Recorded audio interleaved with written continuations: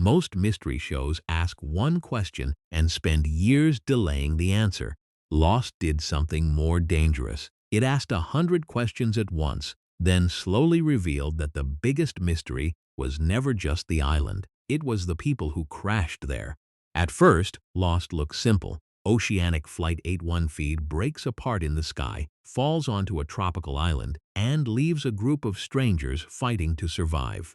There's a doctor, a fugitive, a con man, a soldier, a former lottery winner, a pregnant woman, a rock musician, a Korean couple, a father and son, and a man who seems to have arrived with secrets even he doesn't fully understand. The beach becomes a disaster zone, the jungle becomes a threat, and the island, almost immediately, starts behaving like no place on Earth should behave. But the genius of Lost is that it never lets survival stay simple, because before the survivors can understand where they are, the show begins asking who they were before the crash. Every flashback changes the person we thought we were watching. Jack Shephard isn't just the heroic doctor fixing wounds on the beach. He's a man crushed by the need to prove he can fix everything. Kate Austen isn't just brave and resourceful. She's running from the law, from guilt, and from every version of herself that ever stayed too long in one place. Sawyer isn't just the selfish Southern con man. He's a wounded child who rebuilt himself in the image of the man who destroyed his family. John Locke isn't just a mysterious older survivor with knives and confidence. He's the first signal that the island may be offering something almost impossible: transformation. That's why Lost became bigger than a plane crash story. It wasn't only about escaping the island. It was about whether these people deserved, feared, or even wanted a second chance. The opening disaster is still one of television's most effective hooks. Jack wakes up in a bamboo forest, stunned and bleeding, then runs toward the sound of screams. When he reaches the beach, the world is chaos. A jet engine roars in the sand. People are trapped under wreckage. A man is pulled into the turbine. Another survivor needs medical help. The camera doesn't explain everything. It throws us into panic with Jack, making the audience feel exactly what the characters feel. Confusion first, answers later. That choice becomes the DNA of the whole series. Lost understands that mystery is strongest when it is attached to emotion. The first monster in the jungle matters because the survivors are already terrified. The polar bear matters because it should not exist there. The French distress signal matters because it tells them someone else was stranded long before them. And the message has been repeating for 16 years. That detail changes everything. The island is not simply remote. It has history. It has victims. It has systems already running before Oceanic 815 ever fell from the sky. At the center of the early story is Jack's instinct to lead. He doesn't ask for power, but people look to him because he can make decisions under pressure. He organizes medical help, searches for water, and tries to keep panic from becoming violence. But Jack's greatest strength is also his trap. He believes problems can be solved if someone works hard enough, cuts deep enough, pushes long enough. The island will spend 6 seasons breaking that belief apart. Then there is Locke, the show's first great contradiction. On the beach, he seems calm in a way no one else is. He smiles at the rain. He stares into the jungle like it is called his name. When the show reveals that Locke was paralyzed before the crash and can now walk, Lost announces its real genre. This is not just a survival drama. This is a mystery about faith, science, destiny, and whether miracles can be trusted. Locke believes the island gave him back his legs for a reason. Jack believes there has to be a rational explanation. That conflict between Jack and Locke becomes one of the strongest engines in the entire series. Jack needs proof. Locke needs purpose. Jack fears surrender. Locke fears meaninglessness. And the island keeps giving each man just enough evidence to believe he is right. Here's the thing. Lost works because neither man is completely wrong. Jack's skepticism saves lives. Locke's faith uncovers truths. But both men become dangerous when they turn their worldview into a weapon. Jack can't accept what he can't control. Locke can't accept that a miracle might come with manipulation. From the beginning, the show is building toward a question much bigger than, what is the island? It is asking what happens when broken people are given signs, power, and fear in the same place. Around them, the ensemble turns the island into a pressure cooker. Kate becomes one of the most capable survivors, but she is constantly torn between escape and attachment. She wants freedom, but she also wants to be seen as more than her crimes. Sawyer hides behind cruelty because kindness would expose how much pain he's carrying. Sayid Jarrah, a former Iraqi Republican Guard interrogator, becomes one of the group's most useful minds, but his past keeps forcing him to ask whether survival has made him better or simply returned him to old habits. Hurley brings warmth and humor, yet his lottery numbers and personal history slowly connect him to the island's deeper pattern. Charlie Pace wants redemption from addiction and failure. Claire Littleton's pregnancy makes the island's dangers feel immediate and personal. Michael Dawson is desperate to protect Walt, but his fear of losing his son becomes one of the show's most painful fault lines. And then there are Sun and Jin, whose story begins with silence and distance. At first, Jin appears controlling and harsh, while Sun seems trapped inside a marriage she cannot escape. But Lost uses flashbacks to complicate that first impression. Their love did not begin as a prison.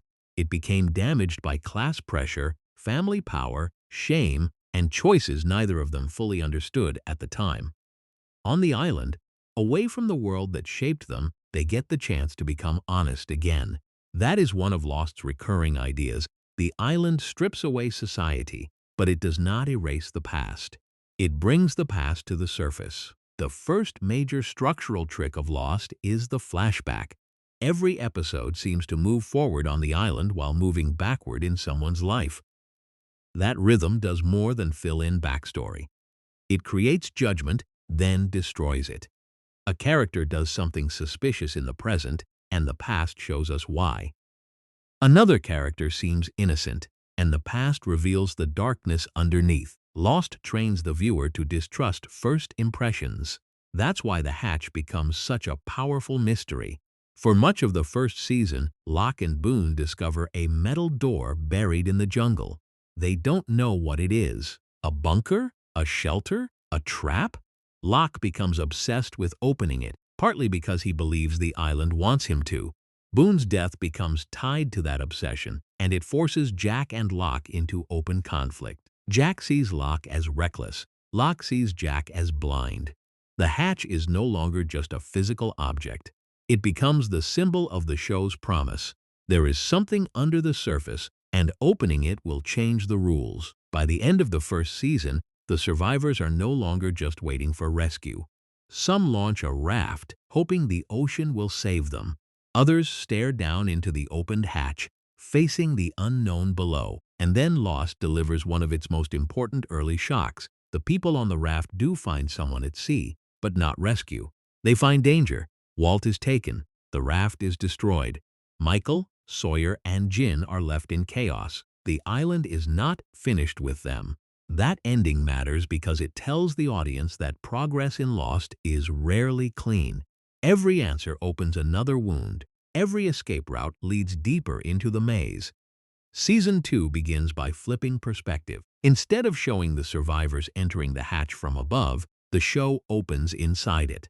A man wakes up, exercises, listens to music, injects himself with something, and enters numbers into an old computer. Then an explosion shakes his world, and we realize this hidden underground station is connected to the survivors outside. The mystery now has machinery. The island is not only ancient and strange. It has been studied, occupied, and organized. That is where the DHARMA Initiative enters the story. The hatch, officially known as the Swan Station, introduces one of Lost's most iconic ideas, pushing the button.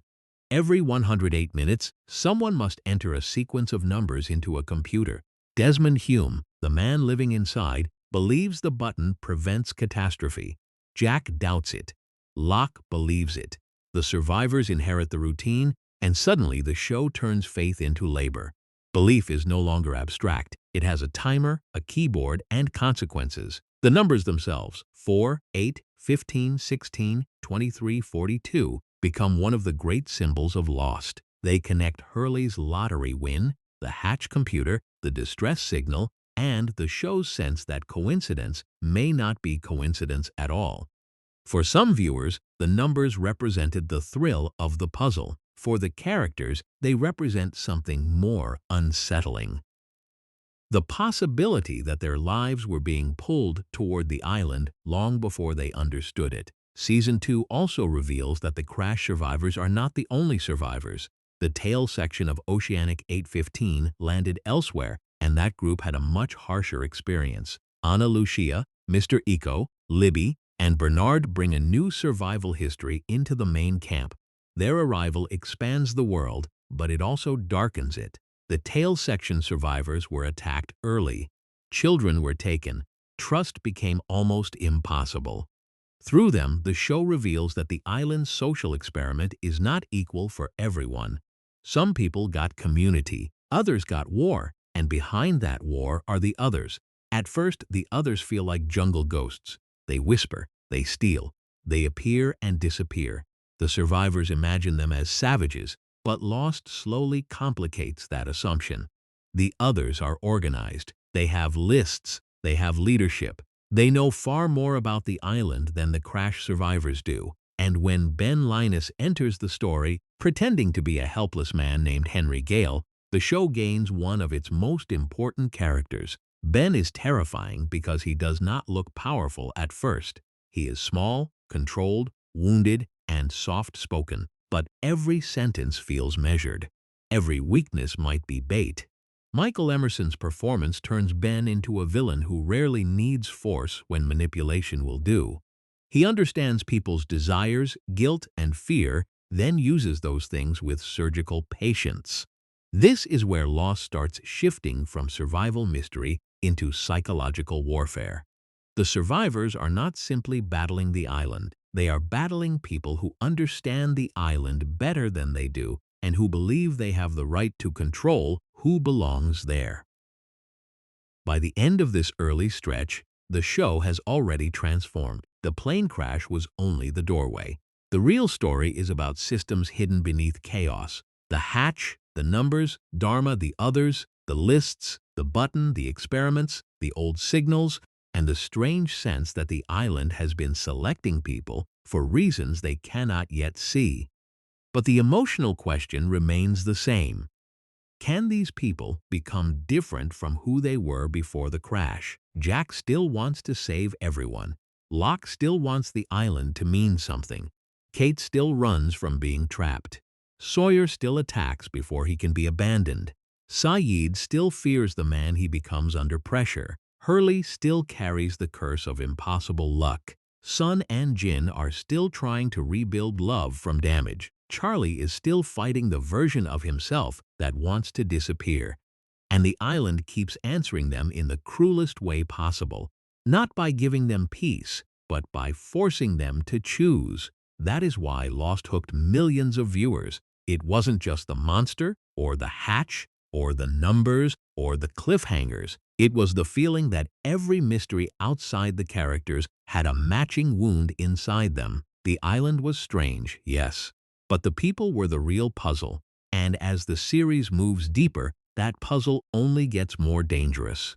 Because once the hatch is opened, once the button is pushed, once Ben is revealed, and once the others step out of myth and into the story, Lost stops being about whether the survivors can get rescued. It becomes about whether rescue is even the right ending. Season 2 is where Lost begins testing one of its most important ideas. What if survival is not enough? The survivors have food, shelter, water, and a growing system of leadership. They have survived the first panic. They have buried the dead, built routines, mapped parts of the island, and learned that the jungle has rules even if they don't understand them. But the hatch changes the psychology of the group because it gives them something that feels like responsibility. The button is absurd on the surface. Enter the numbers every 108 minutes, press execute, and trust that the world will not end. It sounds like a prank, or an experiment, or a prison disguised as a mission, and that uncertainty is exactly the point. For Jack, the hatch is a problem that needs evidence. If the button is real, prove it. If the danger exists, show it. He wants the world to be testable. Locke, meanwhile, doesn't just believe the button matters. He needs it to matter. After a life of rejection, humiliation, and betrayal, Locke cannot bear the idea that the island's miracle was random. If he can walk because the island chose him, then his suffering had a destination. If the button saves the world, then his faith has a purpose. The tragedy is that Locke's faith is powerful enough to guide him, but fragile enough to be shattered. That is why the Swan Station becomes more than a sci-fi mystery. It becomes a character mirror. Every survivor who enters that station brings something with them. Jack brings doubt, Locke brings devotion, Desmond brings guilt, Eco brings spiritual discipline, Hurley brings fear of the numbers, and the station itself sits underground like a buried confession from the island's past. Someone built this place. Someone studied this energy. Someone turned mystery into routine. The DHARMA Initiative is no longer just a logo on old supplies. It becomes evidence that the island has been part of human ambition for decades. But Lost is careful not to explain DHARMA all at once. The show understands that partial information is more powerful than a lecture. We see old orientation films, we hear about stations, we notice symbols. We realize the Swan is only one piece of a much bigger network. The island is not untouched paradise. It is a place where scientists, dreamers, manipulators, and believers all came looking for answers, and many of them left behind warnings. The button also creates one of the show's best philosophical traps. If you push it every time, you never know if you saved the world or simply obeyed a meaningless ritual. If you stop pushing it and nothing happens, faith dies. If you stop and disaster happens, doubt becomes guilt. Lost places its characters inside that impossible space and lets their personalities decide what happens. Locke's breakdown is one of the most important turns in the entire series. At first, he is the man of faith. He trusts the island, trusts the hatch, trusts the signs. But when evidence appears that the button may be part of a psychological experiment, Locke's belief collapses into anger. He feels used, he feels foolish, and because his faith was tied so deeply to his identity, losing faith does not make him balanced. It makes him reckless. Desmond, on the other hand, understands the button through trauma. He has already lived with the routine. He has already seen what happened when the timer ran down. He believes the system because he carries the cost of failure in his body and memory. Desmond is not simply another Hatch character. He becomes one of Lost's emotional anchors because his story connects the island's science fiction mythology to a deeply human love story. Before the island, Desmond Hume was a man running from his own worth. His relationship with Penny Widmore gives the show one of its purest emotional lines. He wants to become worthy of her, but his attempts to prove himself keep taking him farther away from her. When he joins a sailing race and ends up on the island, his personal failure becomes trapped inside a cosmic machine. He is not just pushing a button, he is stuck in a loop of regret. And that is a key Lost pattern. The island turns inner wounds into external prisons. For Desmond, the prison is time, duty, and the belief that one mistake can define a life. For Michael, the prison is fatherhood twisted by terror. After Walt is taken, Michael's love becomes desperation, and desperation makes him vulnerable. The others understand this. They weaponize his fear and force him into betrayal. His murder of Ana Lucia and Libby is one of the darkest moments in the series because it does not feel like cartoon villainy. It feels like a man breaking under the weight of one unbearable promise. Get his son back. Michael's arc is painful because Lost refuses to make him simple. His actions are horrifying, but his motive is rooted in love. That contradiction is the show at its strongest. It asks the viewer to sit with the fact that good motives can lead to unforgivable choices. Michael wants to be a father. He also becomes a killer. Both are true, The deaths of Ana Lucia and Libby also changed the camp's sense of safety. Until then, danger often came from outside. The jungle, the monster, the others, the unknown. But Michael's betrayal proves that the island does not need external threats to destroy the group. It can turn survivors against each other by pressing on their deepest fears. Meanwhile, the others become more complex and more disturbing. They are not wild people hiding in the trees. They are strategic, patient, and deeply informed. They know the survivors' names. They know their pasts. They test them. They select them. Their power comes partly from information, and in Lost, information is almost always control. Ben Linus becomes the face of that control. When Ben is held captive in the hatch under the false name Henry Gale, the show plays a brilliant game with the audience. He seems weak, even pathetic, but he studies everyone around him. He finds the fracture between Jack and Locke. He understands that Locke wants to be special and Jack wants to be right. Then he gently pushes. He doesn't need to escape by force. He escapes by making the survivors' own conflicts do the work. Ben's genius is emotional engineering. He knows that people rarely make choices based only on facts. They choose from fear, pride, shame, hope, and the need to believe their suffering has meaning. That makes him one of the perfect villains for Lost, because the show itself is built around those same pressures. The Season 2 finale brings the Swan Station story to its breaking point. Locke refuses to push the button, convinced it has all been meaningless. Desmond realizes the danger is real, and the station's electromagnetic energy begins to tear the place apart. In a moment of sacrifice, Desmond turns the fail-safe key, triggering a massive discharge that changes the island and saves the survivors from catastrophe. But the most important part is not just the explosion, it is what the finale proves about belief. The button was real, the danger was real, but that does not mean Locke was entirely right, because his faith still made him vulnerable to manipulation. Jack's doubt was not entirely wrong, because blind obedience would have been its own trap. Lost refuses to let either side win cleanly. Faith without humility can become obsession. Science without openness can become blindness. And then, far away from the island, Penny's people detect the electromagnetic event. That final reveal is huge because it breaks the island's isolation in a new way. Until now, the survivors have wanted rescue, but rescue felt almost mythical. Suddenly, someone outside is looking. Someone outside may be able to find them. Desmond's love story reaches across the show's mythology and tells the audience that the island is not completely sealed off from the world. But as Season 3 begins, Lost changes the board again. Jack, Kate, and Sawyer wake up as prisoners of the others. The show pulls them away from the beach community and into a controlled environment where the others' power becomes physical. Jack is kept in an aquarium-like station. Sawyer and Kate are forced into labor. Ben watches, tests, threatens, and bargains. The island is no longer just a wilderness full of mysteries.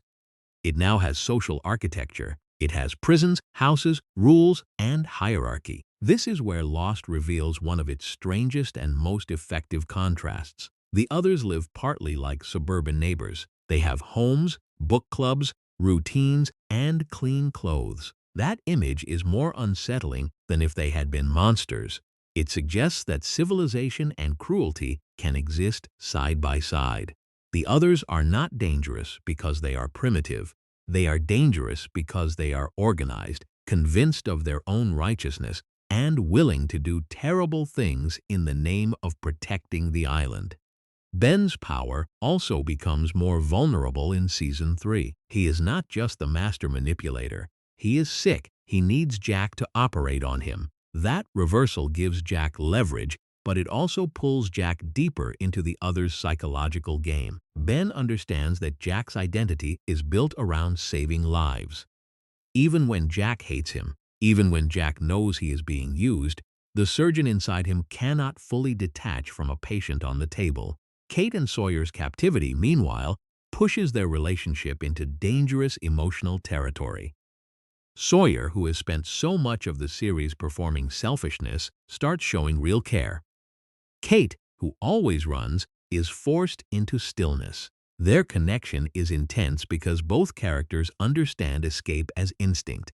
But being trapped together reveals what they hide under that instinct: fear of being truly known. At the beach, the remaining survivors continue dealing with the aftermath of the hatch and the growing threat of the others. The story spreads across multiple fronts. Sayid looks for strategy. Locke begins moving through another stage of faith. Hurley tries to keep humanity alive in a world that keeps becoming crueler. Sun and Jin face the emotional consequences of pregnancy on an island with its own dangerous history around childbirth. And then Lost introduces one of its most important late-season shifts. The island may not just be a place people are trapped, it may be a place people are brought to. That idea changes the meaning of the crash. If the survivors did not arrive by accident, then every flashback becomes part of a larger pattern.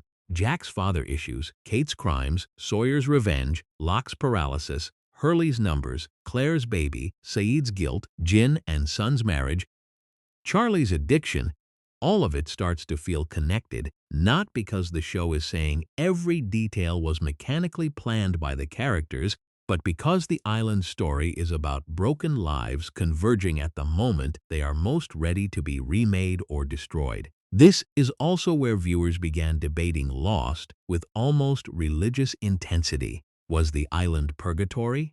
Was it science fiction? Was it fantasy? Were the writers making it up? Were the clues real? The show invited that debate because it lived between explanations. It gave enough science to support experiments and electromagnetic energy. It gave enough spirituality to support destiny and sacrifice.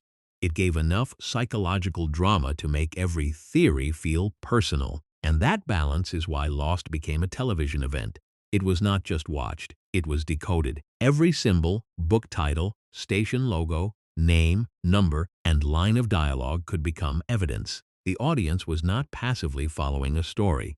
They were behaving like survivors themselves, building maps out of fragments. But the danger of a show like that is clear. The more questions you ask, the more pressure every answer carries. Season 3 understands that pressure and begins moving toward one of the most famous twists in modern TV. But before that twist lands, the show has to push its characters into choices that reveal who they are becoming. Jack begins making deals with enemies. Kate and Sawyer confront the cost of attachment.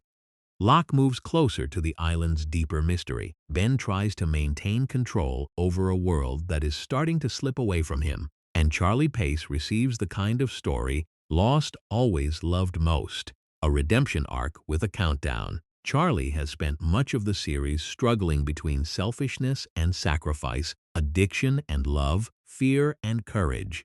His bond with Claire and Aaron gives him something to protect, but his past keeps reminding him of the man he used to be.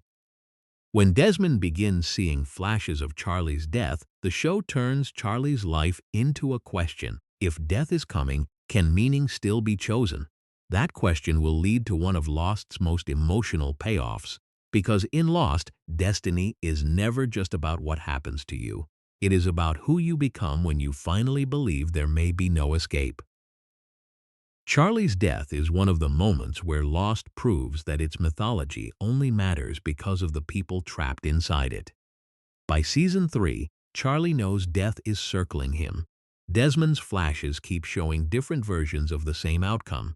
Charlie can dodge one accident, then another, but the pattern always returns. At first, this feels like a curse. Then it becomes a test. Charlie has spent years running from weakness, addiction, ego, and failure. He was a musician who tasted fame, lost himself, hurt people, and arrived on the island carrying the shame of someone who knew he had wasted his chance.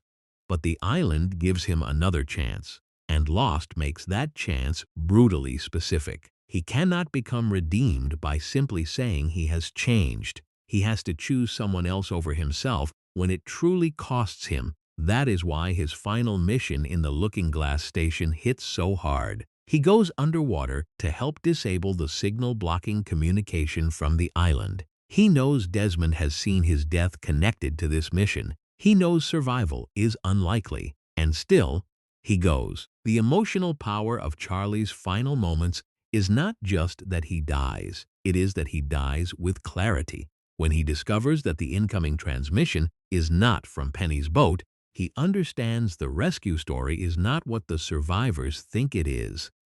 He writes the warning on his hand, "Not Penny's boat," and shows it to Desmond through the glass before drowning.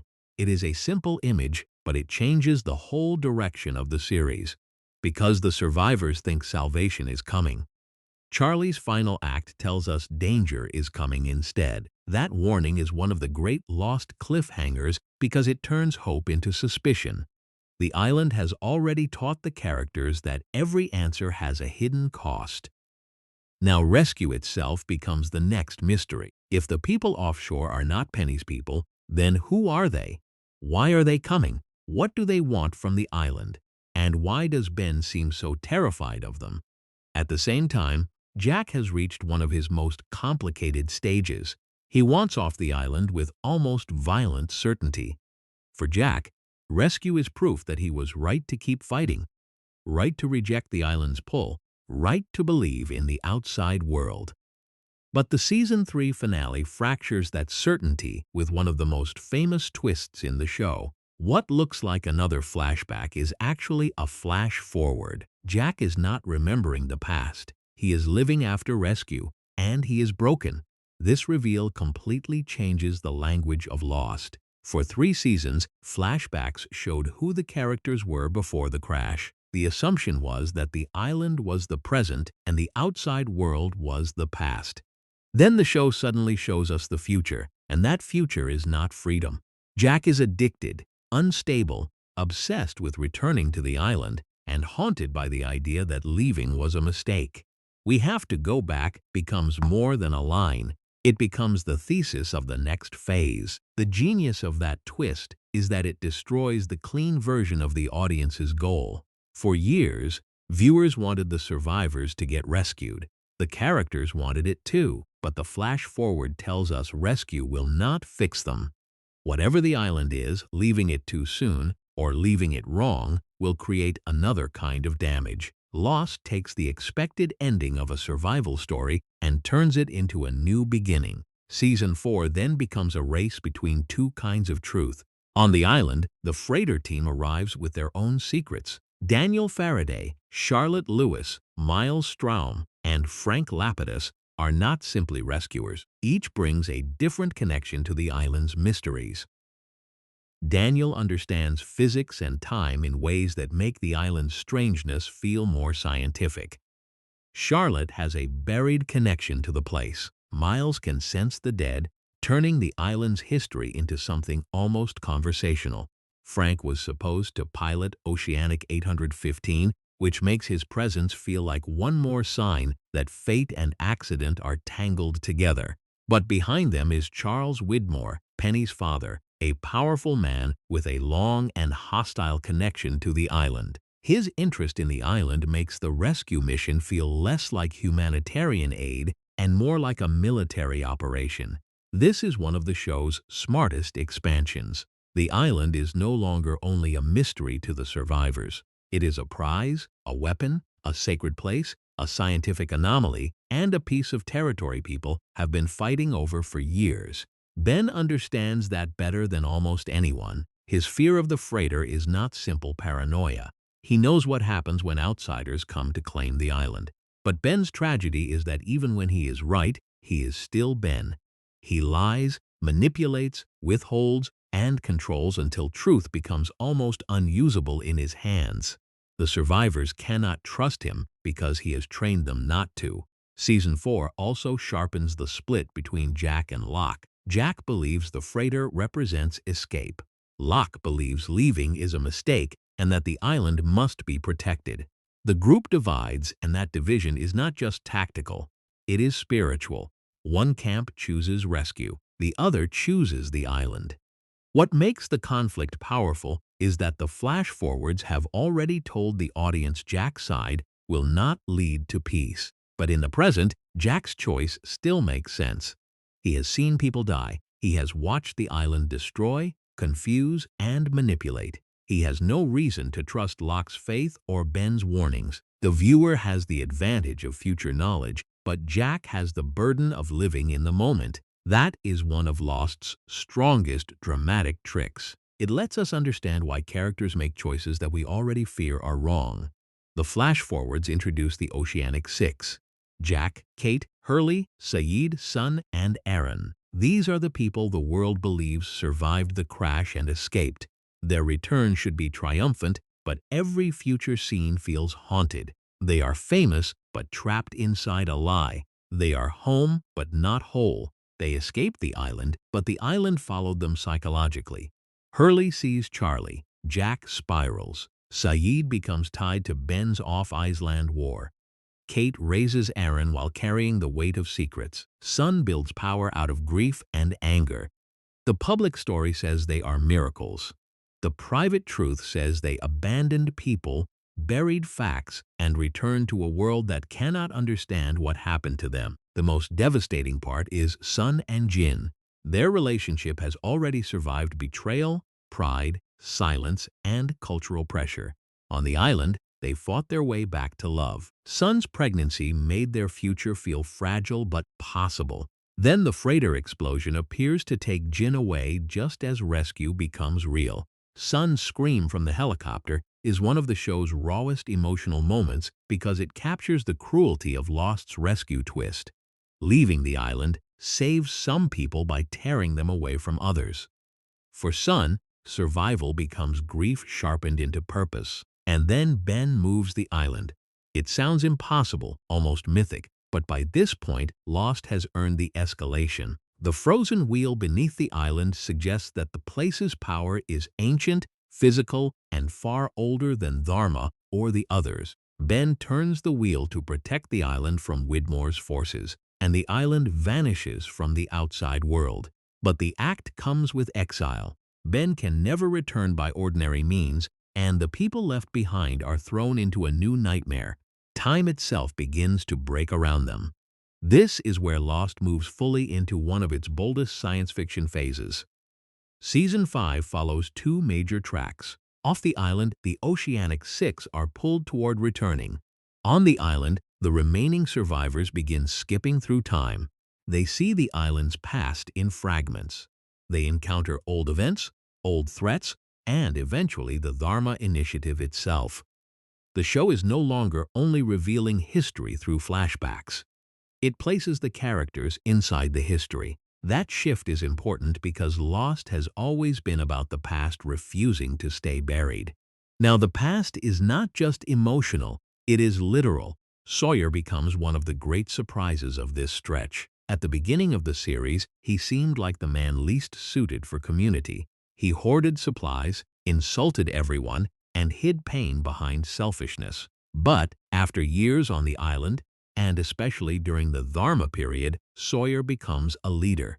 Under the name LaFleur, he builds stability. He protects people. He forms a real relationship with Juliet. He learns patience, strategy, and responsibility. This is one of Lost's best character arcs because it does not erase Sawyer's roughness.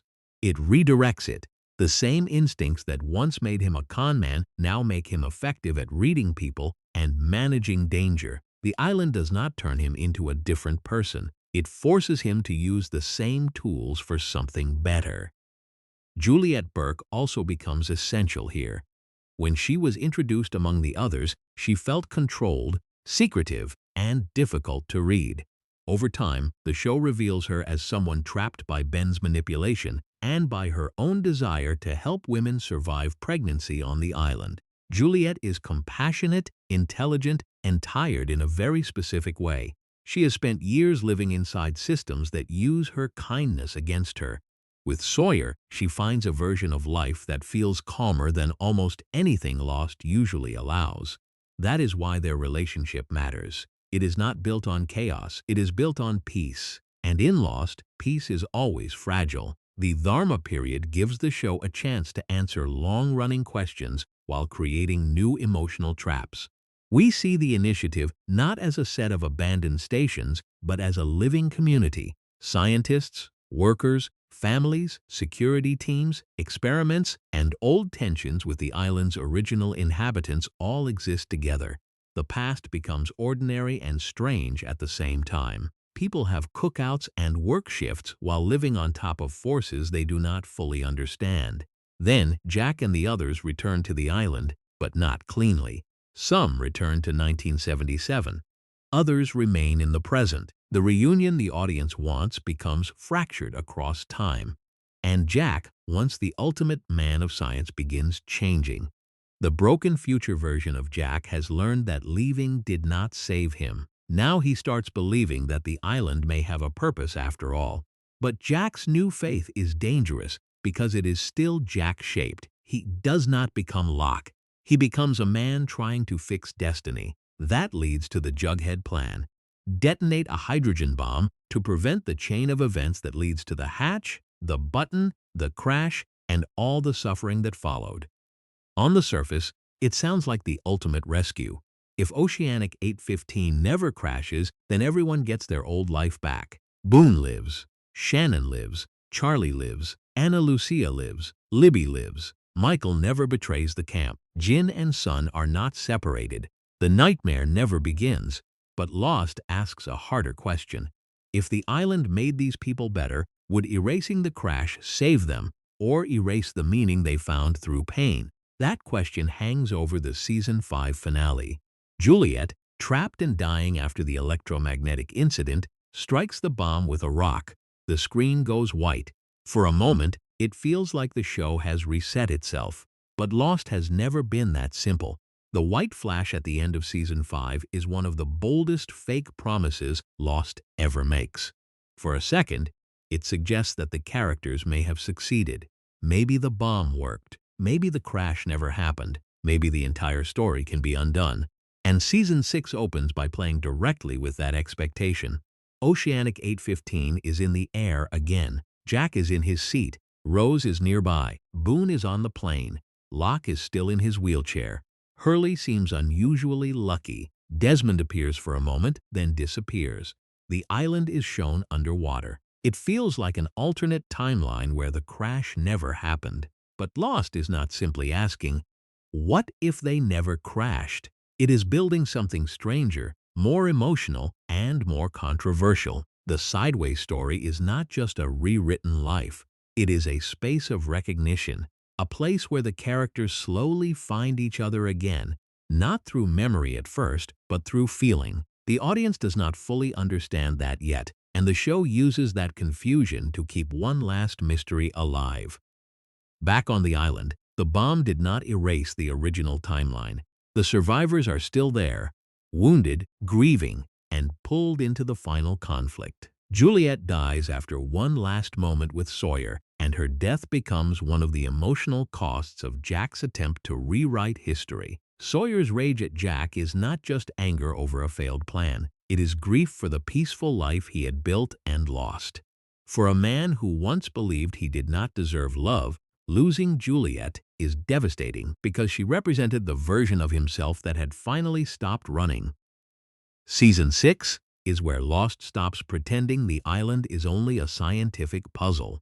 Yes, the series still has electromagnetic pockets, ancient structures, time shifts, DHARMA stations, and rules that can be discussed like mythology or physics. But the final season pushes the island's spiritual dimension to the front. The central conflict becomes the battle around Jacob, the man in black, and the question of who will protect the island after centuries of manipulation, resentment, and failed candidates. Jacob had been present in the story as a name, a rumor, and a source of authority long before viewers truly saw him.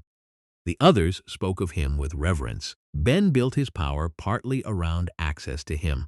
Locke believed he was moving closer to the island's truth. But when Jacob finally becomes real, Lost reframes much of the series.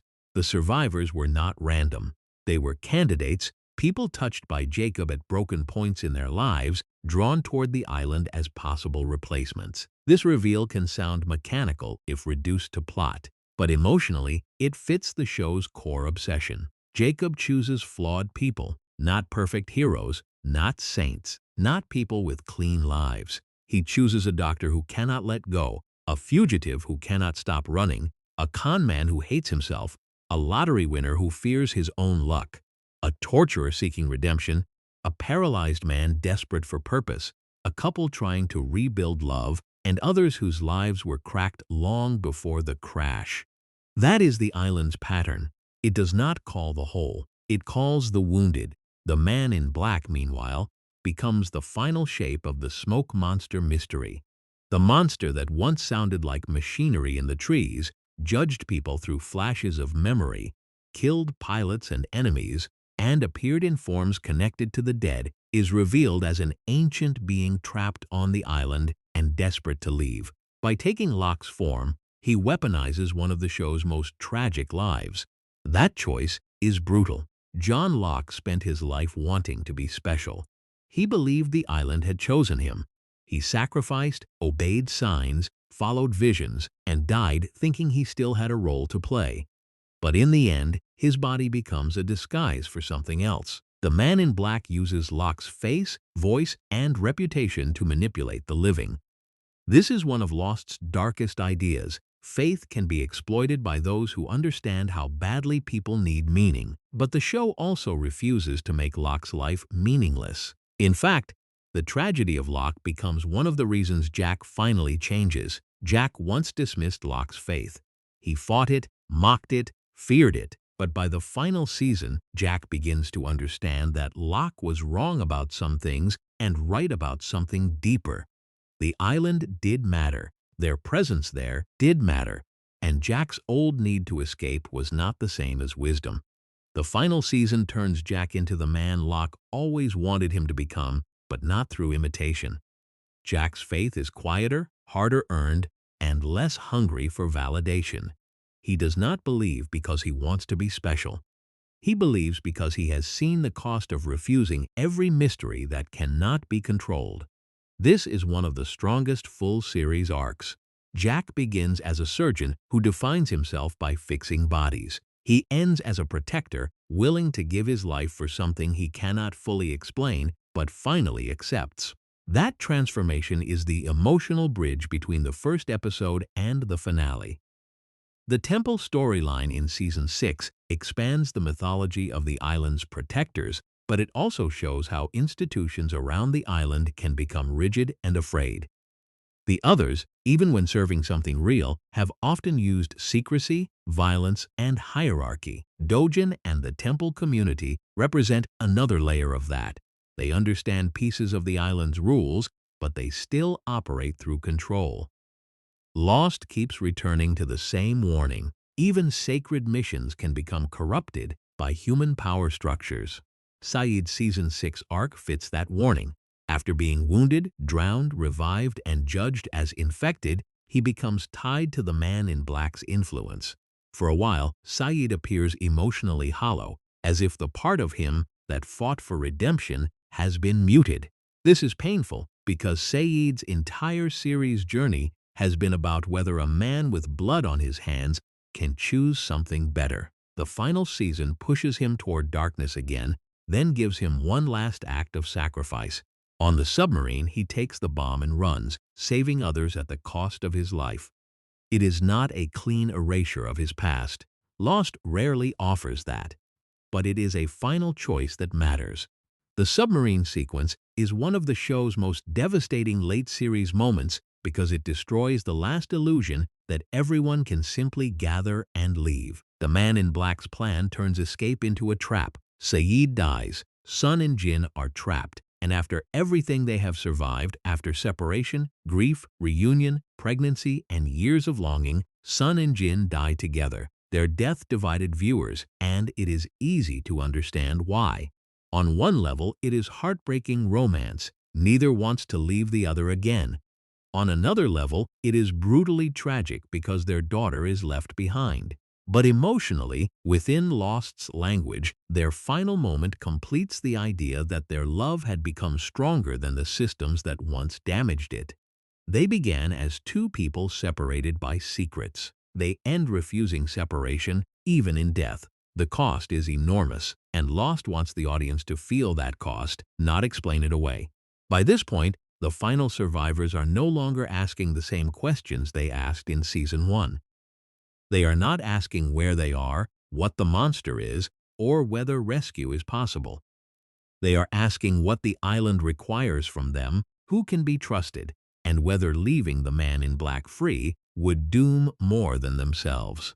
That is where Jacob's candidate story comes to its emotional point.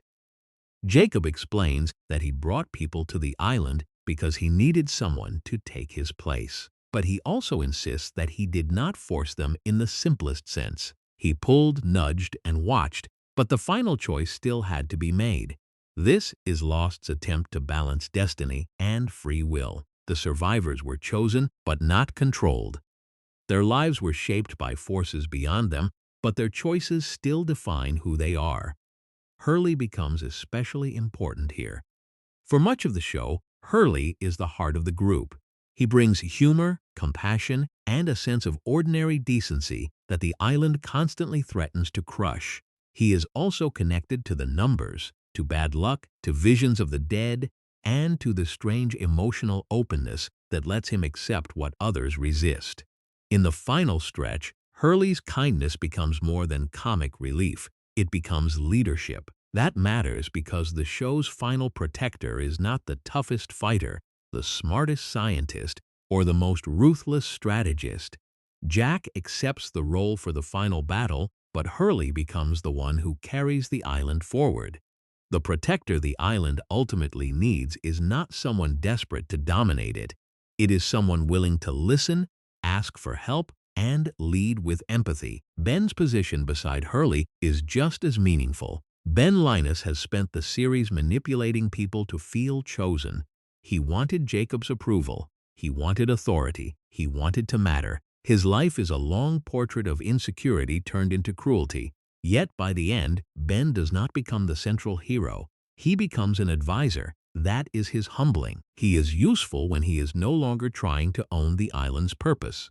His arc does not pretend his crimes vanish, but it allows for the possibility that even someone like Ben can serve better when power is no longer about ego. The final confrontation between Jack and the man in black brings the series back to the body, to pain, and to physical sacrifice. The island's heart, the glowing source beneath everything, is revealed as the place that must be protected. Some viewers wanted a more mechanical explanation. What exactly is the light? How does it connect to electromagnetism, time, death, and consciousness? Lost gives partial answers, but it does not turn the finale into a science manual. It treats the light as both physical and spiritual, the source of the island's power, and symbolically, the life and connection that the man in black wants to corrupt or escape. Desmond becomes the key because of his unique resistance to electromagnetic energy. He believes he can enter the source and perhaps move into the sideways reality. But the man in black misunderstands the result. Removing the cork makes him mortal, but it also threatens the island itself. Jack realizes the only way to save everything is to restore what was removed. And that brings Jack's story full circle. In the pilot, Jack wakes up injured in the bamboo forest and runs toward the crash to save others. In the finale, Jack is injured again, moving through the island after saving it, knowing his own life is ending. The visual echo is not accidental. Lost closes Jack's arc by returning him to the place where it began, but with one crucial difference. In the beginning, he was trying to fix chaos through willpower. In the end, he has surrendered to a purpose bigger than control. Vincent, the dog from the pilot, lies beside him as he dies. The plane carrying Kate, Sawyer, Claire, Miles, Richard, and Frank escapes overhead. Jack sees it. He knows some of them got away. His eye closes. The first image of the series was Jack's eye opening. The last image is Jack's eye closing. That is not just symmetry. It is the show saying that Jack's journey is complete. The ending of Lost is often misunderstood because the show gives viewers two endings that feel like one. There is the island ending, where everything that happened physically happened. The crash happened. The hatch happened. The others happened. The freighter happened. The time travel happened. The deaths happened. Jack saved the island. Hurley became protector. Ben became his number 2. Some survivors escaped on the Ajira plain. Others died along the way. That timeline is real within the story. Then there is the sideways ending, where the characters meet again in a reality that slowly reveals itself as something beyond ordinary time. It is not a trick saying they were dead the whole time. They were not dead the whole time. The island story was not imaginary. The sideways world is a place created through connection, memory, and love, where the characters can find each other after their lives have ended, whenever those deaths happened. That is why Christian Shephard's final explanation matters. Some died before Jack, some died long after him, but in that place, time does not work the same way. The important thing is that the most meaningful part of their lives was the time they spent together. They needed each other to remember, let go, and move on. This is the key to understanding why the finale feels spiritual rather than purely mythological. Lost was never only asking what the island was, it was asking what these people meant to one another. The sideways world answers that question emotionally. They were not just passengers. They became the family that allowed each person to face death without being alone. That choice frustrated some viewers because Lost had trained its audience to hunt for clues, mechanisms, and concrete answers. People wanted diagrams. They wanted complete rules for the island's light, the smoke monster, the numbers, Jacob's powers, the pregnancy problem, the cabin, Walt's gifts, and every DHARMA station. Some answers arrived, others stayed partial. The finale chose emotional completion over encyclopedic closure. Whether that choice works depends on what you believe Lost was promising. If you believe Lost was mainly a puzzle box, then the finale can feel incomplete. If you believe Lost was a character drama wearing the skin of a puzzle box, then the finale becomes much more satisfying. The truth is that Lost was both, and that is why the ending remains so debated. The show invited theory culture, built mysteries into almost every corner, and made viewers feel that every detail could matter. But at its deepest level, it kept returning to grief, guilt, faith, redemption, love, and the need to be seen. The sideways reunions are designed around that emotional memory. Charlie and Claire remember through Aaron's birth, echoing one of the moments that made Charlie feel he could become better. Sawyer and Juliet remember at a vending machine with a simple line about getting coffee that carries the weight of their lost life together. Sun and Jin remember through pregnancy and recognition, recovering the love that survived years of pain. Sayid finds Shannon, not because Nadia meant nothing, but because the island story defined the version of Sayid who finally learned to choose love and sacrifice over self-hatred. Locke remembers after Jack heals him in the sideways world, giving both men a final reversal. Jack helps Locke stand, and Locke helps Jack believe. That last pairing is especially important. Jack and Locke were the great argument of the series. Science and faith. Control and surrender. Proof and purpose. For much of the show, they could not meet in the middle. But in the sideways world, they finally do. Jack fixes Locke's body, but Locke pushes Jack towards spiritual acceptance. It is not about one defeating the other. It is about both men completing something the other could not complete alone. Locke's smile after remembering is one of the gentlest payoffs in the series. In life, Locke was manipulated, dismissed, and used. In death or beyond death, he gets clarity without exploitation. He is not a pawn anymore. He understands. He forgives. He moves on. Ben's decision to stay outside the church is just as telling. He is invited toward peace, but he is not ready. That is one of the finale's smartest choices. It does not force redemption into a single moment. Ben has done terrible things. He has also changed. He helped Hurley. He loved Alex in his damaged way. He suffered. He regretted. But regret does not automatically equal readiness. When Ben chooses to sit outside, the show gives him something more honest than instant absolution. It gives him time. And Hurley's exchange with Ben quietly reveals another story the audience never fully sees. Hurley tells Ben he was a great number 2. Ben tells Hurley he was a great number one.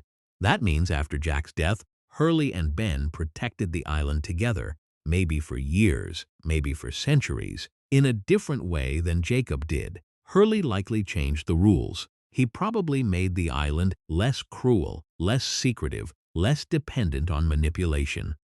We do not need to see that whole era to understand its meaning. The island passed from lonely guardianship to compassionate stewardship. That is a beautiful hidden ending inside the ending. Because Jacob's flaw was distance.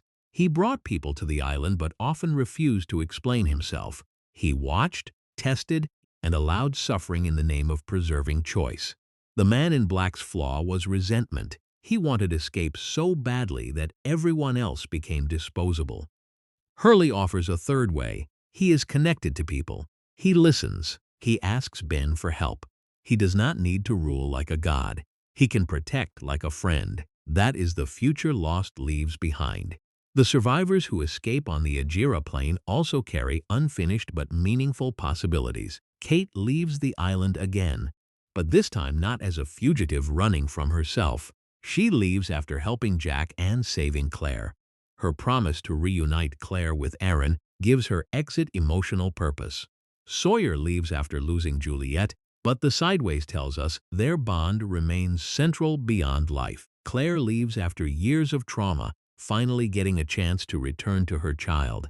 Richard Alpert, after centuries of ageless service, begins aging again and escapes into human time. Miles and Frank survive as reminders that not everyone's role is mythic, but survival itself can still matter.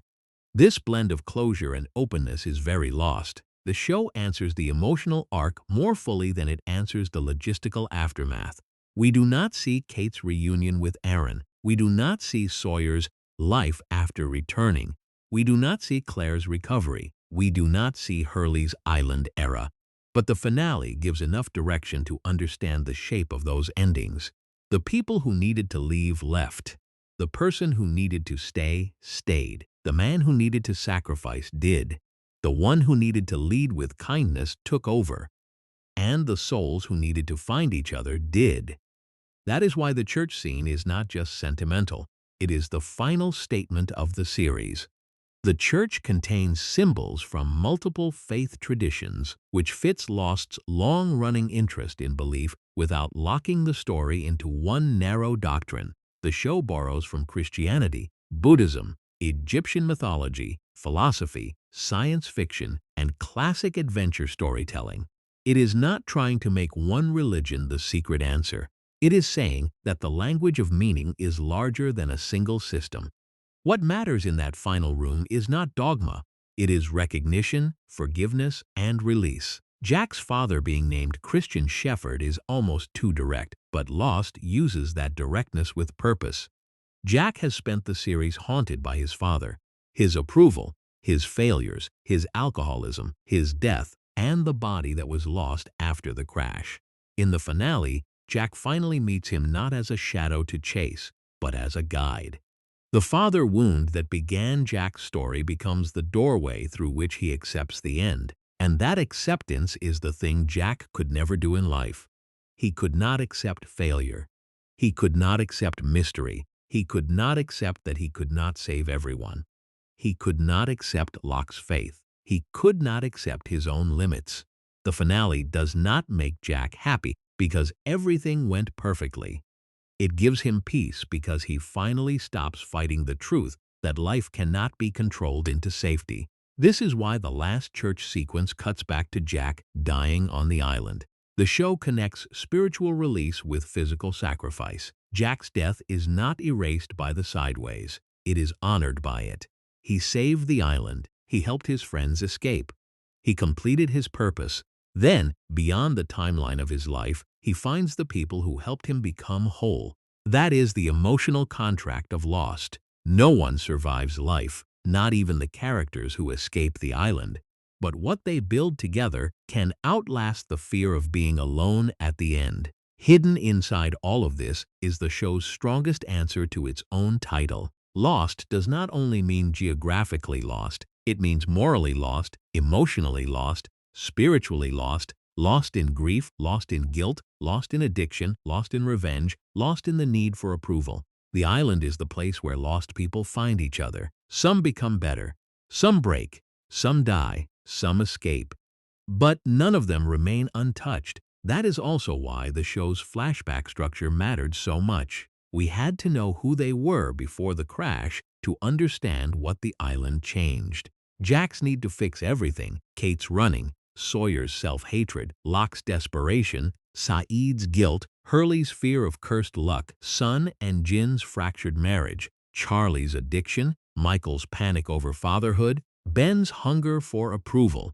All of these wounds become the true map of the series. The island is mysterious, but the characters are the terrain. When viewers argue over whether the ending answered enough, they are really arguing over which map mattered most. The mythology map has missing edges. The emotional map is much more complete. The smoke monster is explained enough to understand its role, but not enough to remove all mystery. The numbers are tied to candidates and recurring patterns, but they still carry symbolic power beyond a simple code. The DHARMA is explained as a scientific initiative studying the island's properties, but not every experiment is fully unpacked. The pregnancy issue is linked to the island's dangerous conditions after the incident, but it is not turned into a medical textbook. Walt's specialness remains one of the show's most famous unresolved threads. The cabin, the rules, and some of Jacob's methods remain open to interpretation. These gaps are real. A fair breakdown should admit that. But Lost's greatness does not come from perfect closure. It comes from the way it made mystery feel emotionally alive. Even when the show became messy, even when answers arrived unevenly, it kept building moments that viewers remembered. The hatch light turning on, Desmond saying, "See you in another life, brother." Michael screaming for Walt, Charlie's hand against the glass, Jack shouting that they had to go back, the island disappearing, Juliet striking the bomb, Locke realizing he was wrong, Jack and Kate saying goodbye, Hurley becoming protector, and Jack's eye closing under the bamboo. Those images endure because they are not just clues, they are emotional events. Lost also changed television culture. It arrived at the perfect moment for weekly theory discussion, message boards, recap culture, and early internet obsession. Viewers did not just watch an episode and move on. They paused screenshots, decoded maps, translated symbols, researched philosophers whose names matched characters, and debated whether a line from Season 1 could explain something in Season 5. The show helped create the modern expectation that prestige genre television could become a shared investigation. It also proved that network television could still feel cinematic, ambitious, and strange on a massive scale. Before streaming made serialized genre mysteries common, Lost asked a huge mainstream audience to follow non-linear storytelling, ensemble character arcs, mythology, philosophy, science fiction, and spiritual symbolism across years. Not every swing landed, but the size of the swing mattered, and the cast was central to that impact. The show worked because the island never swallowed the people. Matthew Fox made Jack intense, wounded, and sometimes frustrating in exactly the way the character needed. Terry O'Quinn made Locke both inspiring and tragic. Evangeline Lilly gave Kate a restless survival energy. Josh Holloway turned Sawyer from an easy stereotype into one of the show's deepest transformations. Naveen Andrews brought gravity and pain to Sayid. Jorge Garcia made Hurley the emotional center without losing humor. Yoonjin Kim and Daniel Dae Kim gave Sun and Jin one of the show's most moving relationships. Michael Emerson turned Ben into a masterclass in quiet menace and insecurity. Henry Ian Cusick made Desmond's love story feel mythic without losing its human ache. That human ache is the reason Lost still matters. Because when people talk about the show years later, they may start with the mysteries, but they usually end with the characters. They remember the shock of the hatch, but they also remember Locke's face when he realizes he can walk. They remember the numbers, but also Hurley's kindness. They remember the smoke monster, but also Eco's refusal to repent falsely. They remember the time travel, but also Sawyer and Juliet building a life in 1977. They remember the church, but also Jack dying alone, and not alone at the same time, with Vincent beside him. Lost is messy because life is messy. That does not excuse every unanswered question, but it does explain why the show's emotional shape feels so persistent. It is about people trying to turn suffering into meaning. Sometimes they succeed. Sometimes they are manipulated by the very idea of meaning. Sometimes faith saves them. Sometimes faith destroys them. Sometimes science explains the danger. Sometimes science only names the mystery without solving the loneliness underneath. The full series is not a straight line from question to answer. It is a spiral. The characters keep returning to the same wounds in new forms until they either heal, break, or pass the wound to someone else. Jack returns to his father wound until he becomes a kind of father protector himself. Locke returns to rejection until his longing is used against him, then finally honored beyond life. Sawyer returns to revenge until he learns how to protect. Kate returns to escape until she chooses responsibility. Sayid returns to violence until his last meaningful act is saving others. Hurley returns to cursed luck until he becomes the island's gentlest guardian. Ben returns to exclusion until he learns to serve without being the center. That is the final pattern. Lost is not saying every terrible thing happens for a good reason. It is more careful than that. It shows suffering that is unfair, choices that are ugly, deaths that hurt, and systems that exploit belief. But it also says people can create meaning together even inside that unfairness. The island may have chosen them, but what they became with each other was still theirs. And that is why the final image works. Jack sees the plane. He knows the story will continue without him. He knows he did enough. Vincent stays beside him, so he does not die completely alone. His eye closes, and the series ends where it began, only transformed. The man who once woke in terror under the bamboo leaves leaves the world in acceptance. For a show built on questions, that is the answer that matters most. One of the easiest mistakes to make with Lost is treating its mysteries as separate puzzles. The hatch is one puzzle. The numbers are another. The smoke monster is another. The others, DHARMA, Jacob, the frozen wheel, the sideways world, the pregnancy problem, the candidates, each can be pulled apart and studied alone. But the series works best when you see how these mysteries echo the same core idea. People keep building systems to control what they fear. DHARMA builds stations, experiments, orientation films, protocols, and buttons. The others build hierarchy, rituals, lists, and loyalty tests. Jacob builds a candidate system. Ben builds power through secrecy. Widmore builds an off-Iceland campaign to reclaim what he believes was taken from him. Even Jack builds his own system in the beginning. Diagnose the problem, fix the wound, keep moving, do not collapse. Every system promises order. Every system eventually fails. That is one of Lost's hidden strengths. It is not anti-science, and it is not blindly pro-faith. It shows science as powerful but incomplete when separated from humility. DHARMA discovers real forces on the island, but the initiative becomes arrogant enough to drill into things it does not fully understand. It maps, labels, and experiments, but its control is temporary. The island outlasts the lab coats. At the same time, Lost does not treat faith as automatically noble. Locke's faith gives him courage, but it also makes him vulnerable. The others' faith in Jacob gives them purpose, but it also justifies kidnapping, murder, and emotional cruelty. Ben's language of destiny is often just insecurity wearing a sacred costume. The show's real warning is not that faith is bad or science is bad. It is that any worldview becomes dangerous when it stops listening. That is why Desmond is so important. He lives between categories. Desmond is tied to love, fate, electromagnetic energy, time flashes, and sacrifice. He is not a scientist in the way Daniel Faraday is, but his body becomes proof that the island's forces are real.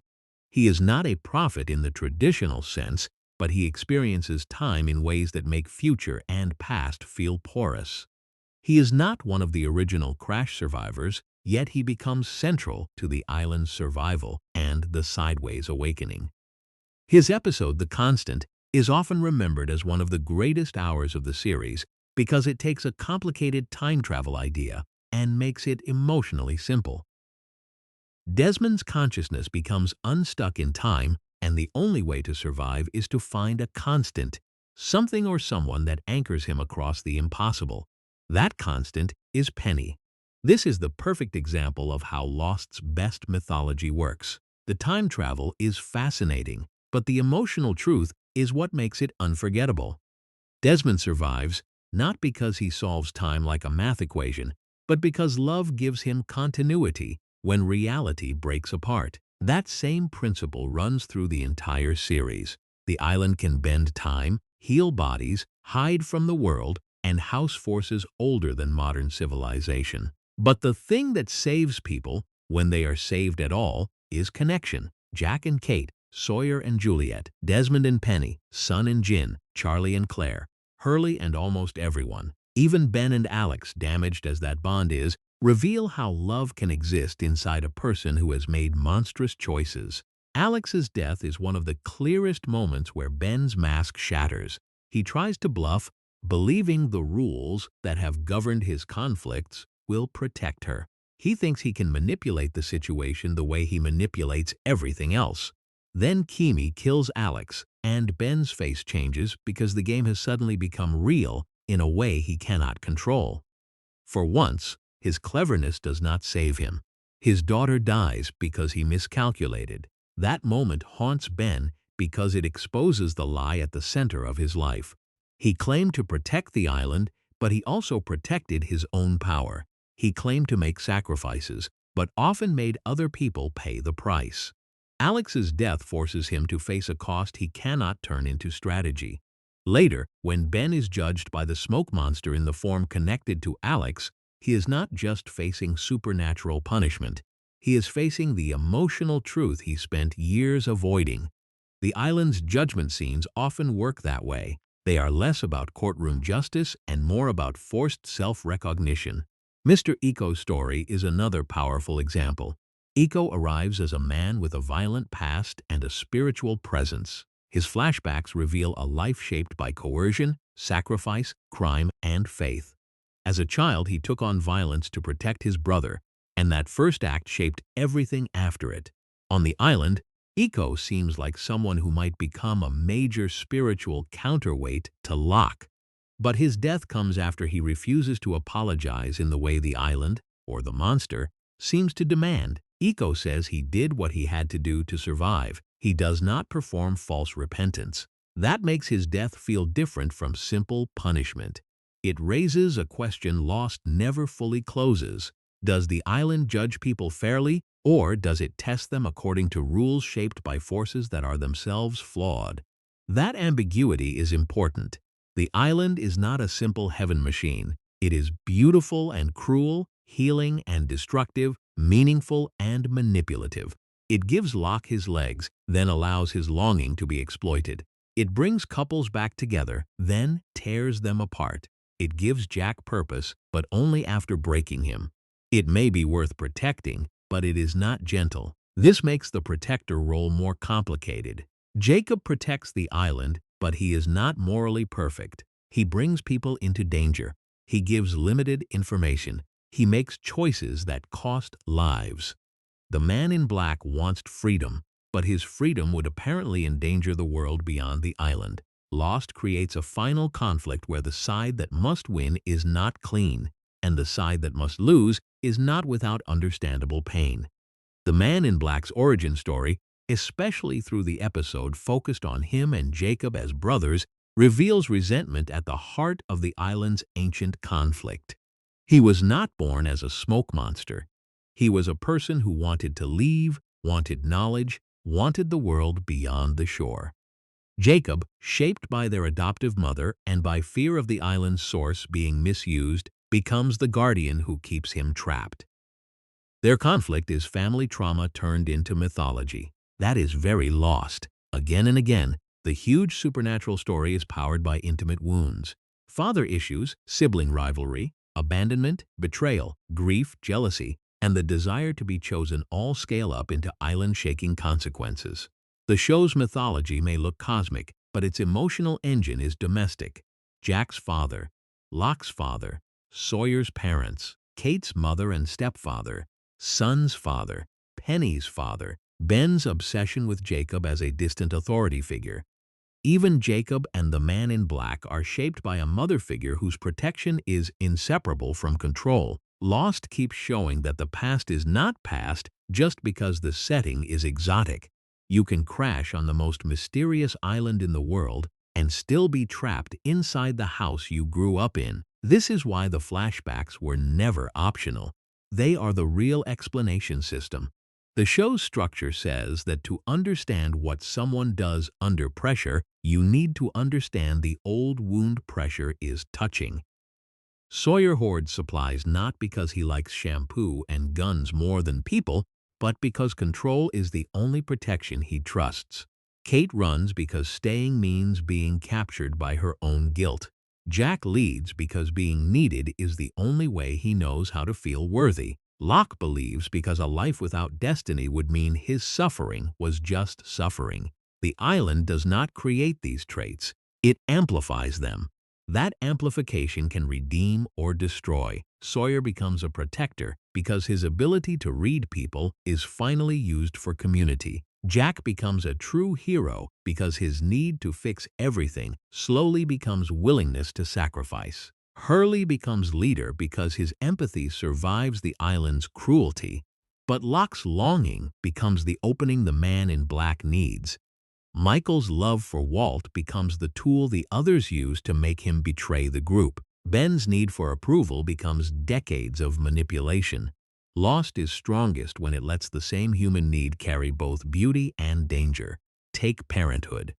Michael's desperation to save Walt is understandable, but it leads to murder and betrayal. Claire's love for Aaron is central to her identity, but her separation from him becomes part of her island trauma. Jack's relationship with his father shapes his entire need to prove himself. Ben's love for Alex is real, but poisoned by his power and lies. Sun and Jin's daughter represents hope, but also makes their final death more complicated and painful. Parenthood in Lost is not sentimental decoration. It is pressure. It asks what people will do when love becomes fear. Or take leadership. Jack leads because people need him. Locke leads because he wants purpose. Ben leads because he wants control. Jacob leads by distance. Widmore leads by force and wealth. Hurley leads by care. The show spends 6 seasons comparing models of leadership and finally chooses the one least associated with domination. Hurley is not perfect because he has all the answers. He is right because he knows he does not have to carry them alone. That is a quiet but powerful final message. Lost begins with the fantasy of the lone hero. Jack runs through the wreckage, saving people with command and skill. It ends by rejecting the lone hero as a permanent model. Jack's sacrifice matters, but the future belongs to Hurley and Ben as a partnership. The Sideways awakening also depends on community. No one moves on alone. Even the hero needs others to remember who he is. This connects to the show's recurring phrase and theme: live together, die alone. At first, Jack uses it as a survival speech. On the island, the group must cooperate or collapse. But by the finale, the phrase has grown into something much larger. Living together means more than sharing supplies. It means letting other people matter enough to change you. Dying alone becomes the fear that the Sideways world resolves. The characters die at different times in different ways, but they do not move on alone. They find each other. That is the spiritual payoff of a survival slogan. The production history of Lost also helps explain why the show feels so ambitious and sometimes uneven. It was made for network television with long seasons early on, intense audience pressure, and a mystery structure that became a cultural obsession while it was still being built. Unlike many later streaming shows with shorter seasons and fixed endgames from the start, Lost had to evolve in public.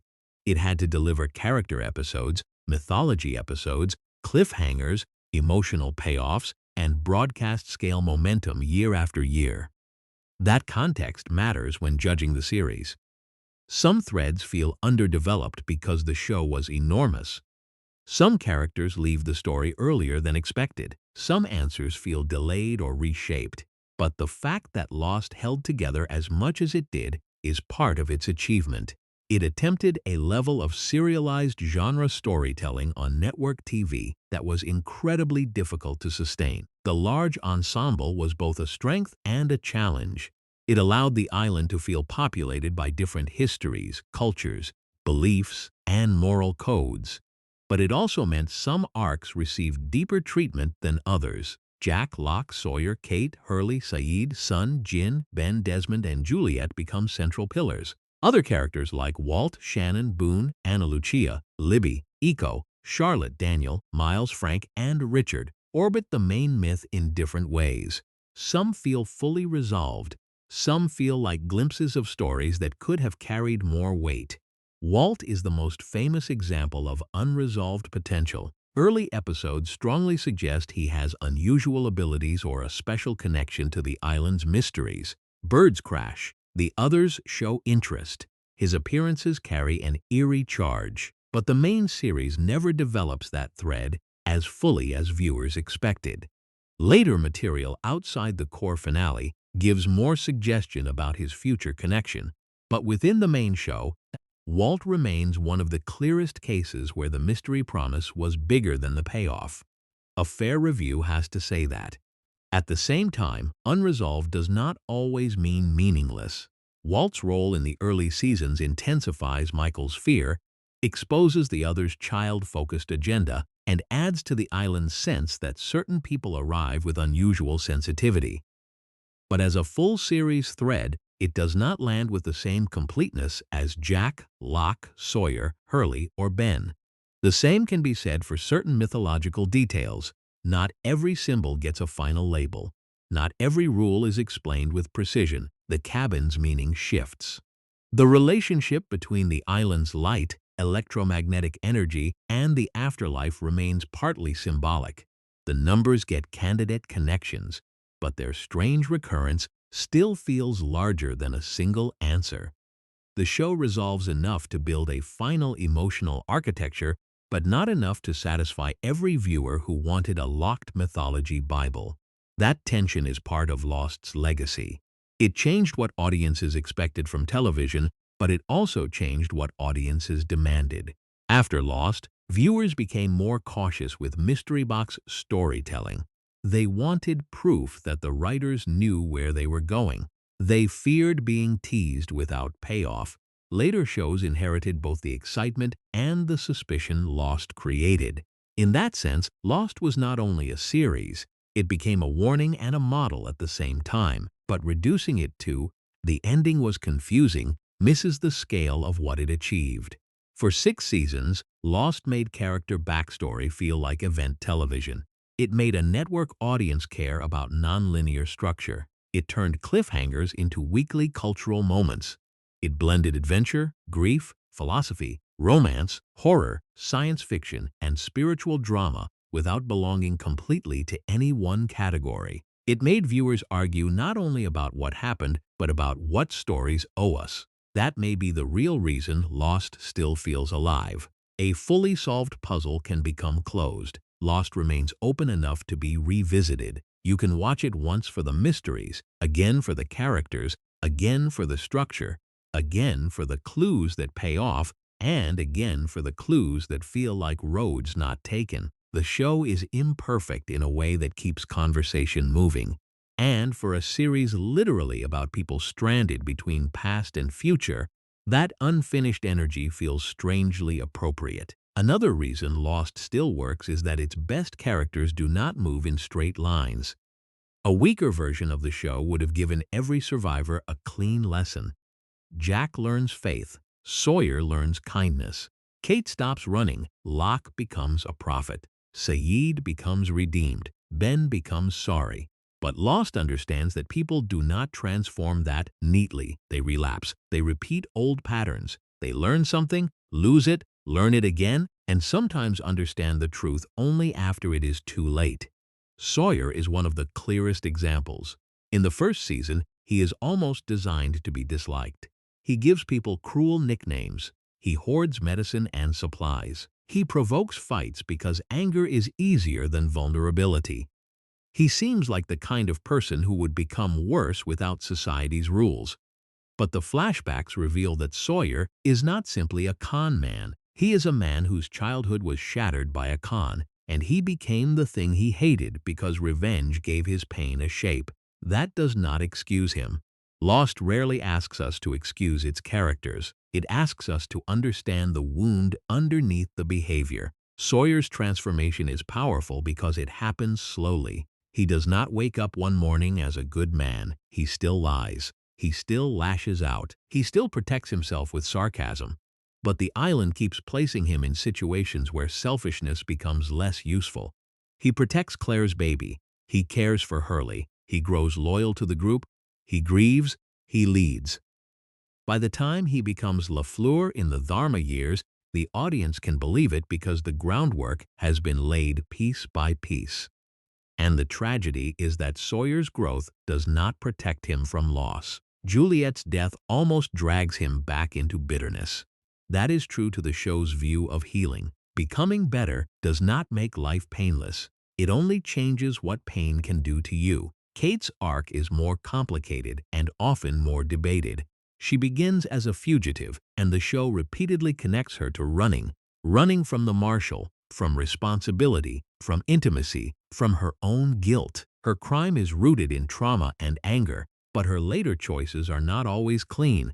She can be brave and evasive in the same episode. She can protect people and still hurt them.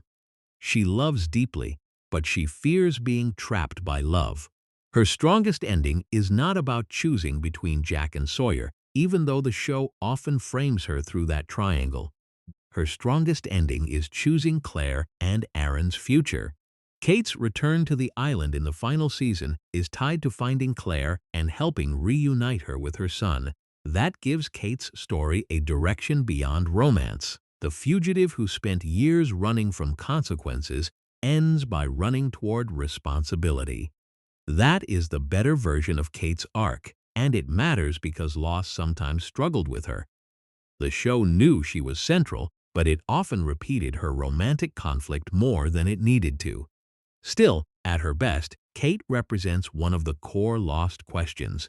Can a person who has been defined by escape learn to stay when staying matters? Sayid's journey may be the bleakest of the main survivors. He is introduced as controlled, intelligent, and capable, but his past as an interrogator follows him everywhere. Sayid wants to believe he is more than the violence he has committed. The island gives him chances to help, love, and protect, but it also keeps returning him to the tools he hates. When the group needs someone to extract information, Sayid is the person they look at.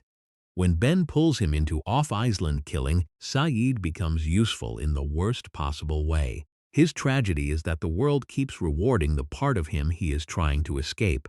That makes his final sacrifice meaningful, but also painful. Sayid does not get the long peace Sawyer briefly gets, or the final leadership Hurley gets. His arc is about a man who fears he is already damned and still chooses, at the end, to save others. It is not a perfect redemption. It is a final refusal to let the darkest version of himself have the last word. Hurley, in contrast, is the show's great argument for gentleness. From the beginning, Hugo Reyes could have been used only as comic relief. He is funny, warm, and often the person who says what the audience is thinking. But Lost gradually reveals the sadness underneath that humor. His fear that the lottery numbers cursed him, his guilt over the deck collapse, his time in a mental institution, and his worry that happiness itself might be dangerous to the people around him. Hurley's gift is that suffering does not make him cruel. That is rare in Lost. Many characters respond to pain by controlling, running, manipulating, or attacking. Hurley responds by trying to preserve humanity. He builds a golf course. He shares food. He checks on people. He talks to the dead with a strange openness that others might dismiss, but the story treats as important. By the end, that openness becomes part of why he is fit to protect the island. Hurley does not need the island to prove he is special. That is exactly why he can be trusted with it. Ben wants specialness as compensation for rejection. Locke wants specialness as compensation for humiliation. Jack wants purpose as compensation for failure. Hurley does not seek power in that way. He accepts responsibility reluctantly, with humility, and his first instinct is not to rule alone, but to ask Ben for help. That choice says more about Hurley's leadership than any speech could.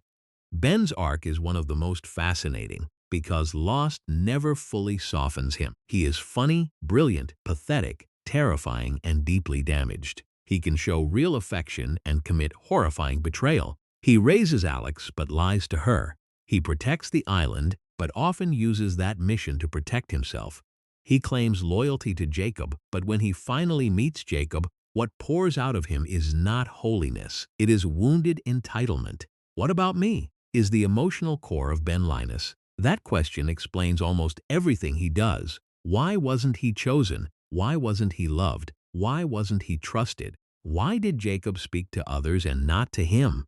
Why did he sacrifice so much and receive silence? Ben's evil is not grand in the traditional sense. It is personal insecurity expanded into political power. He turns his need for approval into a system that hurts everyone around him. That is why his ending outside the church is so effective. Ben has changed enough to know he is not ready to walk in. He has enough humility to wait. For Ben, waiting is redemption in progress. The man who always forced doors open finally sits outside one. Locke's story remains the most tragic because he is both right and wrong in ways that are almost unbearable. He is right that the island is extraordinary. He is right that the crash has meaning. He is right that Jack's refusal to believe is incomplete. But Locke is wrong about his own certainty. He mistakes signs for direct understanding.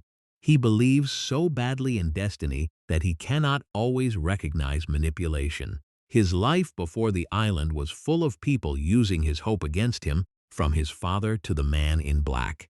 The island gives him back his legs, but it does not heal the wound that made him vulnerable. That wound is the need to be chosen. Locke wants the island to choose him because the world never did. His father exploited him. Helen left his life. His workplace mocked him. His body betrayed him. The walkabout rejected him. Then the island gives him a miracle, and suddenly all the humiliation seems to have a purpose. That is beautiful for a while. Then it becomes dangerous. The cruelty of Locke's end is that he dies confused and afraid, manipulated into believing his death will help bring people back. His final written thought, that he wishes Jack had believed him, is heartbreaking because even at the end, Locke is still reaching for recognition. He does not get victory in life. He gets understanding later, in the sideways world where Jack finally helps him and believes with him. That delayed grace is one of the most emotional things Lost gives any character. Jack's arc, meanwhile, is the spine of the show. He begins as the obvious hero, but Lost spends 6 seasons making that role more complicated. Jack is brave, skilled, and selfless in immediate crisis, but he is also controlling, stubborn, and terrified of failure. His need to fix everyone is not pure heroism. It is tied to his father, to shame, to the belief that if he cannot save someone, he has failed as a person. The island slowly breaks that identity down. Jack fails to save people. He makes wrong choices. He leaves and discovers that rescue does not heal him. He returns not because he has all the answers, but because the old answers no longer work. By the final season, he becomes a man capable of faith, but only after losing the illusion that control can save him. His sacrifice works because it is not a sudden heroic pose. It is the end of a long surrender. Jack finally accepts that he cannot fix everything. He can only do the part that is his to do. He can protect the island. He can help his friends leave. He can pass responsibility to Hurley. He can die knowing the plane got away. That is the peace he never had before. This is what makes Lost richer than a simple mystery show. The island's secrets matter, but the character arcs give those secrets weight. The hatch is not just a station. It is Locke's faith and Desmond's guilt. The freighter is not just a rescue vessel, it is Jack's hope and Ben's fear. The bomb is not just time travel mechanics, it is Jack's desperation to undo pain and Juliet's final act of love. The church is not just an afterlife reveal, it is the completion of relationships that made these people whole. Even the show's repeated use of eyes, mirrors, and reflections supports this. Characters are constantly forced to see themselves. The island is a mirror, but not a flattering one. It shows Jack his control issues, Locke his hunger for destiny, Sawyer his grief, Kate her fear, Sayid his violence, Ben his insecurity, and Hurley his capacity for care. Some look away, some look too hard, some finally accept the reflection. That is why the title remains perfect. These people are lost long before the plane crashes. Oceanic 815 only makes that condition visible. They were lost in hospitals, prisons, suburbs, war zones, marriages, scams, addiction, wealth, shame, and grief. The island becomes the place where their lostness gathers into one story. And by the end, the question is not whether every person finds a happy ending. Many do not. The question is whether being lost together changed them. The answer is yes. The real legacy of Lost is not that every mystery was solved perfectly. The real legacy is that it made millions of viewers believe television could feel like a shared excavation. Every week, the audience came back not just to see what happened next, but to ask what it meant. A random book on a shelf could matter. A name could point to a philosopher. A number could connect a lottery ticket to a bunker to a candidate list. A statue foot could open a door into ancient island history. A line from a flashback could suddenly echo years later in a completely different context. That level of viewer attention was rare for a network drama at the time. Lost trained people to watch actively. It rewarded curiosity even when it did not reward every theory. Viewers paused, rewound, debated, and built explanations together. The show became part adventure story, part character drama, part internet-age mystery ritual. And that is why its imperfections became so public. When a normal show leaves a loose thread, many viewers forget. When Lost left one, it became evidence in a larger debate about whether the series had kept its promise. Walt's powers, the exact rules around ghosts and appearances, the cabin, the full meaning of the numbers, the deeper mechanics of the island's light, the boundaries between science, spirituality, and metaphor. These were not small details to fans who had spent years treating the show like a puzzle with a final lock. So yes, Lost has loose ends, but the show also has a level of emotional closure that many cleaner puzzle box stories never reach. Jack's ending completes his beginning. Locke's tragedy receives grace. Sawyer's bitterness becomes love and leadership. Kate's running becomes responsibility. Hurley's kindness becomes the island's future.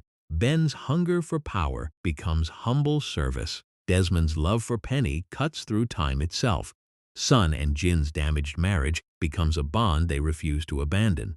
Charlie's addiction and ego give way to sacrifice. Sayid's self-hatred ends in one last choice to save others. Those arcs are the real answers.